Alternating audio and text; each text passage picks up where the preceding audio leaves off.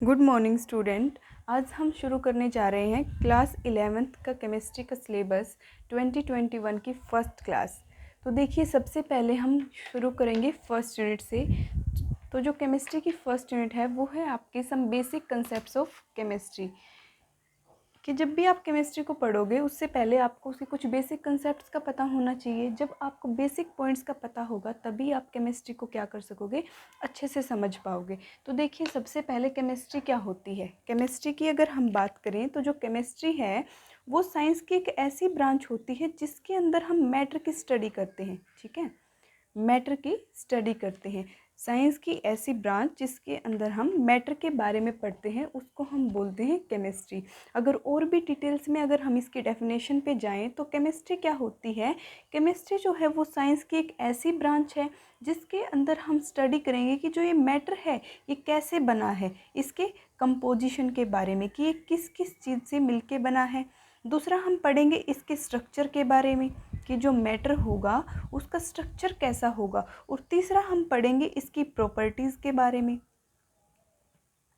और इसकी प्रॉपर्टीज़ में क्या क्या चेंज आते हैं, उस सब की स्टडी को हम क्या बोलते हैं, केमिस्ट्री बोलते हैं। इसलिए सिस्टमेटिक वे में अगर हम डेफिनेशन देना चाहें केमिस्ट्री की तो केमिस्ट्री क्या होती है।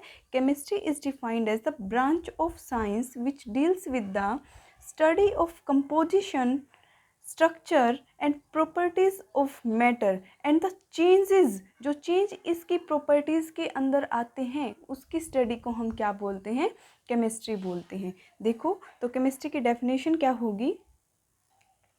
Chemistry is defined as the branch of science which deals with the study of composition, structure, properties and the change undergoes in matter at different conditions। कि एक ऐसी ब्रांच है जिसमें हम किसी भी मैटर के बनने की कंपोजिशन के बारे में, उसका स्ट्रक्चर, उसका ढांचा कैसा है और उसके क्या क्या गुण हैं, उसके फिजिकल और केमिकल प्रॉपर्टीज़ के बारे में स्टडी करेंगे। और जो उन प्रॉपर्टीज़ के अंदर अगर हम किसी भी कंडीशन में चेंज करते हैं, टेम्परेचर में या फिर प्रेशर में, कोई भी चेंज, किसी भी प्रकार का चेंज करेंगे तो उस मैटर के अंदर क्या क्या चेंजेस आएंगे, उसकी स्टडी को हम क्या बोलेंगे, केमिस्ट्री बोलेंगे। क्लियर है इतना। उसके बाद देखो, मैटर क्या होता है। हम बार बार बोल रहे हैं कि मैटर की स्टडी को बोलते हैं केमिस्ट्री। इसके कंपोजिशन में, इसके स्ट्रक्चर में, इसकी प्रॉपर्टीज़ में बार बार हम मैटर का जिक्र कर रहे हैं कि मैटर क्या होता है। तो मैटर जो है वो कोई भी एक ऐसा सब्सटेंस, कुछ भी जिसका कुछ ना कुछ क्या हो, मास हो और कुछ ना कुछ क्या हो, वॉल्यूम हो, उसको हम क्या बोलते हैं, मैटर बोलते हैं। कोई भी सब्सटेंस जिसने अपना कुछ मास ले रखा है और कुछ वॉल्यूम है उसकी, उसको हम बोलते हैं मैटर। तो देखिए, मैटर क्या होता है, अगर इसकी हम डेफिनेशन दें तो मैटर है एनीथिंग, कुछ भी, anything that have mass, that have mass and occupy some space, और उसने क्या ले रखा हो, कुछ स्पेस ले रखा हो, उस सब्सटेंस को हम क्या बोलते हैं, मैटर बोलते हैं। या फिर हम ये भी बोल सकते हैं anything that have mass and volume, जिसकी कुछ वॉल्यूम हो, मतलब उसने कुछ स्पेस ले रखा हो, उसको हम क्या बोलते हैं, मैटर बोलते हैं। बहुत सारे एग्जाम्पल हैं, जैसे पेन है आपका, पेन भी क्या है, एक मैटर है जिसका कुछ मास है, उसने कुछ जगह ले रखी है। जैसे टेबल होती है आपकी, टेबल भी क्या है, मैटर है। फ़ोन है, बोर्ड है, सब कुछ क्या होता है, मैटर होता है। इतनी बात समझ में आई। आगे देखो, मैटर की क्लासिफिकेशन में हम पढ़ेंगे। अगर हम बात करें क्लासिफिकेशन ऑफ मैटर की, कि जो मैटर है उसको कैसे क्लासीफाई किया, उसका वर्गीकरण कैसे किया, तो दो बेसिस पे हम उसको क्लासीफाई करते हैं। सबसे पहला होता है फिजिकल स्टेट के बेस पे, ठीक है, उसको हम बोलेंगे फिजिकल क्लासिफिकेशन। क्या बोलेंगे, फिजिकल क्लासिफिकेशन। और सेकंड हमारा होता है केमिकल प्रॉपर्टीज़ के बेस पे हम उसको कैसे क्लासीफाई करते हैं, उसको हम बोल देंगे केमिकल क्लासिफिकेशन। ठीक है, दो तरह से हम इसको क्लासीफाई करेंगे। सबसे पहले अगर हम बात करें फिजिकल क्लासिफिकेशन की, तो फिजिकल क्लासिफिकेशन जैसा कि नाम से ही पता चल रहा है कि उसके फिजिकल स्टेट का हम इसमें जिक्र करेंगे। और फिजिकल क्लासिफिकेशन की अगर बात आती है तो हमने 10th क्लास में भी पढ़ा है, जो जनरल सब्सटेंस के जो जनरल स्टेट्स होती हैं, नॉर्मल क्या क्या स्टेट होती हैं किसी भी मैटर की, स्टेट्स ऑफ मैटर में हम पढ़ते हैं कि जो मैटर होता है उसकी 3 स्टेट होती हैं नॉर्मल। सबसे पहला है सॉलिड्स, सेकंड होता है लिक्विड्स और थर्ड होता है गैसेस। ये 3 स्टेट होती हैं मैटर की और इसको हमने क्लासीफाई किया है फिजिकल क्लासिफिकेशन के अंदर, ठीक है। अगर हम किसी मैटर को फिजिकल क्लासिफिकेशन में देखेंगे तो वो 3 स्टेट्स में आपको दिखाई देगा, सॉलिड, लिक्विड, गैसेस। बेसिकली इन तीनों के बारे में ही पढ़ते हैं हम, लेकिन होते कितने 5 होते हैं, जिसके बारे में हम आगे पढ़ेंगे। सबसे पहले इन तीनों के अंदर डिफरेंस क्या होता है।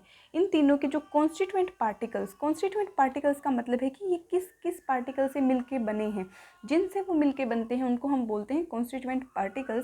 कि इनके जो कॉन्स्टिट्यूएंट पार्टिकल्स होते हैं उनकी पैकिंग में कुछ डिफरेंस होता है। सॉलिड में वो अलग तरह से पैक्ड होंगे, लिक्विड में भी अलग तरह से पैक्ड होंगे, और गैसेस के अंदर वो क्या होंगे, अलग तरह से पैक होंगे। तो उस बेसिस पे हम उनको क्या बोलते हैं, सॉलिड्स, लिक्विड्स और गैसेस बोलते हैं। अगर हम सबसे पहले सॉलिड की बात करें, ठीक है, अगर हम सबसे पहले सॉलिड की बात करें तो जो सॉलिड होता है 10th क्लास की सबसे बेसिक डेफिनेशन अगर हम लेके चलें कि सॉलिड किसको बोलते हैं, जिसकी डेफिनेट क्या हो, शेप हो, और डेफिनेट क्या हो, volume. Definite volume plus definite shape, ठीक है।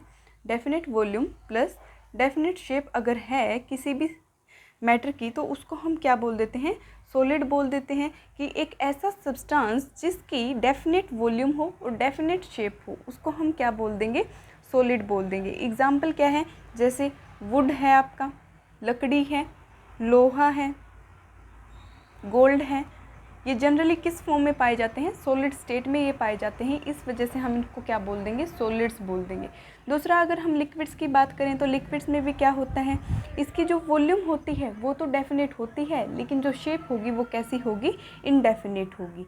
डेफिनेट वॉल्यूम मतलब उसका जो मास रहेगा वो सेम रहेगा, लेकिन इनडेफिनेट क्या हो जाएगा, शेप हो जाएगा। किसी भी कंटेनर में आप डालोगे तो लिक्विड उसी कंटेनर की शेप ले लेगा। अगर आपने पानी लिया है और उसको गिलास में डाला है तो वो गिलास की शेप ले लेगा, बोतल में डालोगे तो वो बोतल की शेप ले लेगा।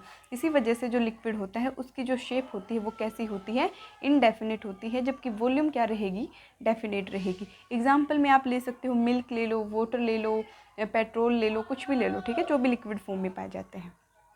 उसके बाद आते हैं गैसेस। गैसेस का आपको पता है ना ही इसकी जो शेप है वो डेफिनेट है, ना ही इसकी वॉल्यूम डेफिनेट है। तो इसको हम बोलेंगे इनडेफिनेट वॉल्यूम और इनडेफिनेट शेप। इनडेफिनेट शेप ऐसे सब्सटेंसेस जिनकी ना ही वॉल्यूम डेफिनेट हो, ना ही शेप डेफिनेट हो, मतलब फिक्स ना हो, उसको क्या बोल दोगे, गैसेस बोल दोगे। जैसे आपने देखा हो परफ्यूम हम जब यूज़ करते हैं तो जो परफ्यूम है, जब किसी ने परफ्यूम लगाया तो उसकी जो स्मेल है वो दूसरे रूम तक चली जाती है। या फिर अगरबत्ती होती है, अगर हम अगरबत्ती लगा देते हैं एक जगह पे तो पूरे घर के अंदर उसकी स्मेल फैल जाती है।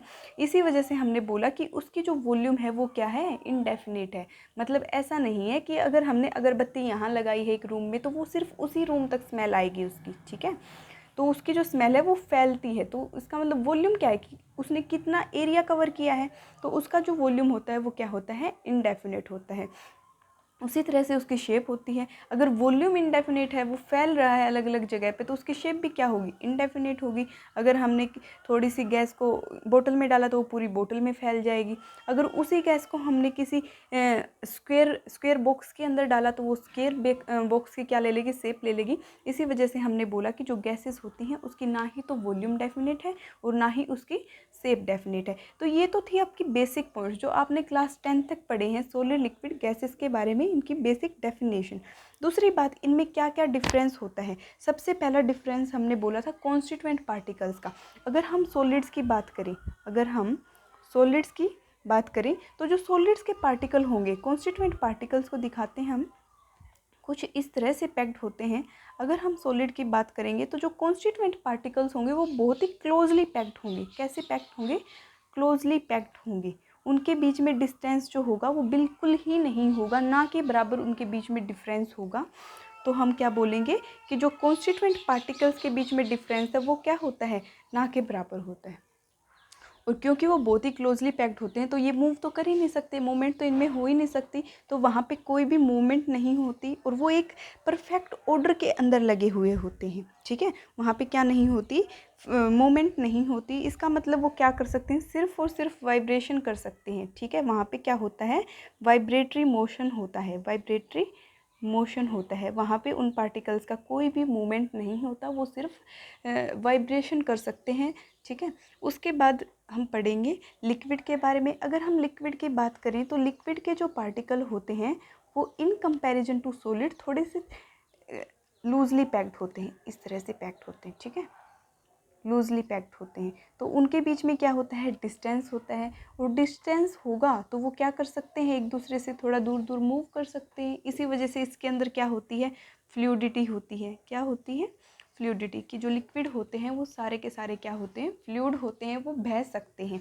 यही वजह है कि लिक्विड फ्लूइड क्यों होते हैं, क्योंकि उनके बीच में जो कॉन्स्टिट्यूएंट पार्टिकल्स है उनके बीच में डिस्टेंस होता है इन कंपैरिजन टू सॉलिड्स। अगर हम गैसेस की बात करें तो गैसेस के अंदर तो और भी ज़्यादा डिस्टेंस होता है पार्टिकल्स के बीच, ठीक है। और जितना ज़्यादा डिस्टेंस होगा उतना ही फोर्स ऑफ अट्रैक्शन क्या हो जाएगा, कम हो जाएगा।